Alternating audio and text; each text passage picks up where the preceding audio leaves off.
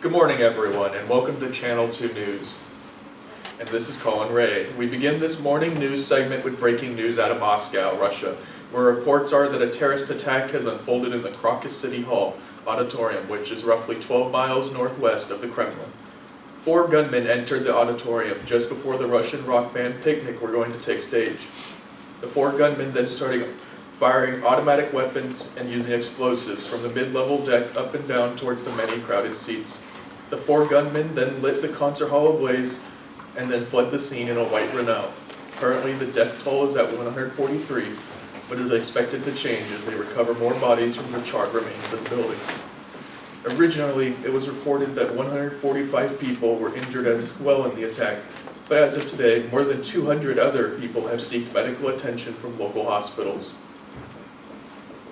Currently, a couple hours after the attack, ISIS-K, or known formerly as ISIS Khorasan Province, which is a highly motivated regional branch of ISIS, which resides in Afghanistan and Pakistan, claimed that it was their fighters who carried out the attack. Russian FSB agents ended up detaining the 4 gunmen who had managed to get themselves 210 miles from Moscow. A further 7 who were organizing the attack in Russia who helped organize it were also detained. A further 9 were later detained in Tajikistan in relation to the attack. Later that same weekend, ISIS-K released a graphic video that was recorded from one of the gunmen during the attack. This same terror cell is also responsible for the deadly Kabul suicide bombing, which resulted in 182 people killed, of which 13 were U.S. service members.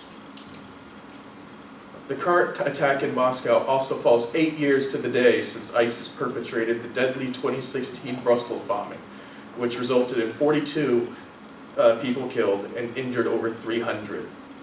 Russian President Vladimir Putin has made a speech from the Kremlin, which consisted of him talking about the terrorists themselves, but towards the end he tried shifting the blame to Ukraine, as they caught the 4 gunmen driving in the direction of Ukraine when they captured them. Putin would later try to say that Ukraine was also providing funding to the terrorists, as they have claimed to link crypto transfer between Ukraine and Tajikistan. Ukraine denies both these allegations. Our thoughts and prayers go out to the loved ones of those affected by this terrible tragedy. Let's take a moment of silence for those lost.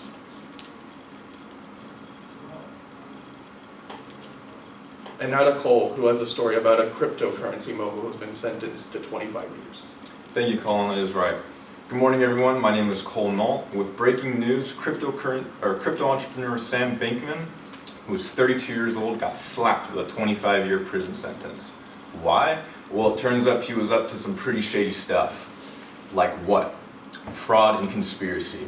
You see, he was running this big digital currency exchange called FTX.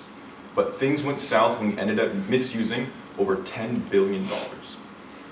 Taking money that wasn't his, including from regular folks who trusted them with their cash. When he faced the judge, it was clear that he messed up big time. The judge, Louis A. Kaplan, didn't hold back, pointing out how Sam lied under oath and how he wouldn't admit to his mistakes. Sam's lawyers tried to soften the blow, saying he could pay back the people that he had ripped off, but the judge wasn't buying it. He thought Sam's crimes were too serious, so he threw the book at him. Sam's side of the story was he didn't mean any harm. He claimed he was just following the numbers, not trying to cheat anybody. But the prosecutors saw things differently. They said Sam had been lying and cheating for years, hurting a lot of people along the way. Once upon a time, Sam was on top of the world. His company FTX was everywhere. He was rolling in dough. But when the cryptocurrency market took a nosedive in 2022, so did his empire. He tried to save himself by dipping into money that belonged to FTX customers, which only made things worse. Even Sam's friends turned against him. They spilled the beans about all the shady stuff he'd been doing and sealed his fate in court. Despite his attempts to make himself seem less guilty, Sam's long prison sentence just shows how serious his crimes were and how many people got hurt along the way. Coming up next after this commercial break, a devastating story of a little girl and her cherished friend. fresh, right in front of you. And let me tell you, watching that can send a rush of emotions through a person. Excitement, impatience, baby-like wonder, indecisive, anticipatory chewing, nervous pacing, happy claps, and finally, jealousy. Because that's this guy, so I should order one. Good idea. Sliced right in front of you. It's a Jersey Mike's thing. A silver bounty.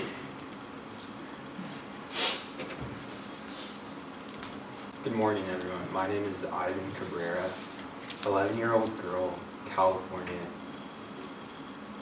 from California dies attempting to save puppies from fire. 11-year-old girl Jonesy Banner died after she reportedly attempted to save two puppies caught in a house fire at the Sun and Fun RV Resort in Anaheim. LAPD reports that the Anaheim County Sheriff's Office received multiple reports of two homes on fire at around 5 p.m. on Wednesday. Witnesses reported seeing a young female enter one of the homes, and although bystanders tried to render aid, the female never exited the home. Said the sheriffs in a statement on Facebook, according to the witnesses, the child may have attempted to save her dogs from the fire. Banner's aunt, Laura Alden, told LAPD she had a heart of gold. She loved those dogs. They were a pain in the butt. They were a 7-month-old pit bull puppies, and you know puppies are hyper, but she loved those dogs like they were her babies. Authorities say that it is to believe that the girl died of smoke inhalation.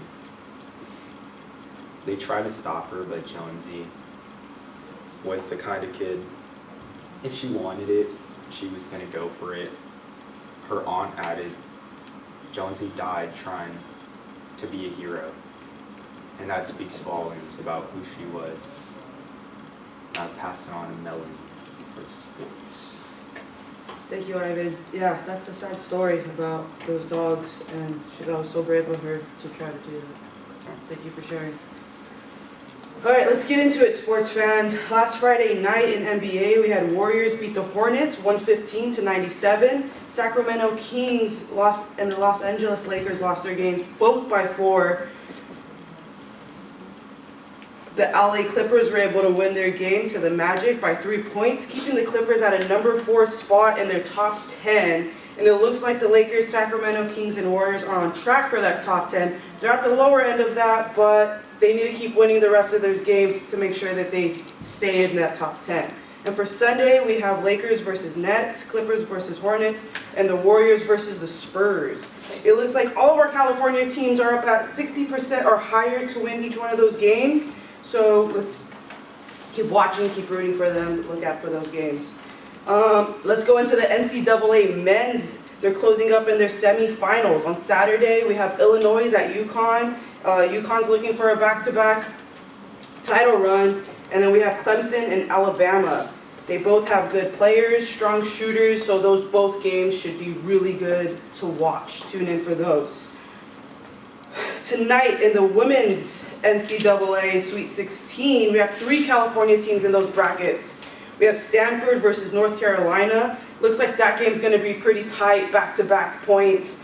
We also have UCLA, who takes on LSU. We have Angel, who's on LSU, so UCLA is going to have to bring that in to beat Angel. Then we have USC versus Baylor. Juju Watkins, the freshman coming out of USC. She should be able to dominate that Baylor team. We also have Duke versus UConn. Paige Buchers, what else can I say about her, man? She's a great scorer, great defensive, all-around great player. We also have Colorado versus Iowa, who's another heart scorer. Caitlin Clark from Iowa, she's regarded as an all-around greatest player. Is on everyone's radar. We have lots of great games this weekend and going into the week, so keep in touch with those. Watch them. They're going to be great. So let's see what our weather systems will be this week. Skylar, hopefully we have some sunshine coming in to watch these games. Thank you, Mel, but unfortunately, that will not be the case. Bundle up because California is expected to have severe rain with significant snowfall in the Sierras and Southern California mountains. AccuWeather meteorologists warn that a powerful, slow-moving storm will continue to pull moisture from the Pacific Ocean, causing enough rain to cause risks of flash flooding, mudslides, and debris flows. Sunday morning saw 1 to 3 inches of rain over the greater Los Angeles and San Diego area, with 7 to 5 inches of rain falling in certain portions of the transverse ranges in north of Los Angeles. Even though the worst of the storm has passed, there is still a chance of localized flash flooding, mudslides, and debris flows on local roads if there are more showers and thunderstorms through the week.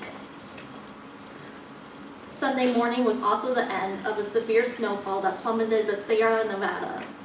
Last week, there has been 6 to 18 inches of snowfall in the Sierra Nevada, with a foot or so falling on parts around Lake Tahoe and the Donner Pass. As they go across the Sierra Nevada on the I-80, drivers should just expect delayed traffic. Precipitation will taper off north, along with mountain snow and possibly a few thunderstorms. Much of the state, from Napa Valley to the Big Sur coast to the LA Basin, is expected to receive at least an inch of rain from this storm. Higher amounts of rains are possible in the foothills of the Sierras and Southern California mountains below snow level, as well as the coastal ranges. We anticipate flash flooding and mudslides to be more localized than other atmospheric river episodes this season, giving the storms mild rainfall. Anticipate sporadic flash floods in the typical regions of concern, especially in big cities. Snowfall might have an impact on the Grapevine via the Teton Pass. The National Weather advises to limit travel in between these two areas and to stay indoors as much as possible. Now back to Colin. Sounds like it's going to be a thrasher this weekend. That concludes our news segment. Thank Thank you for watching Channel Channel 2 News.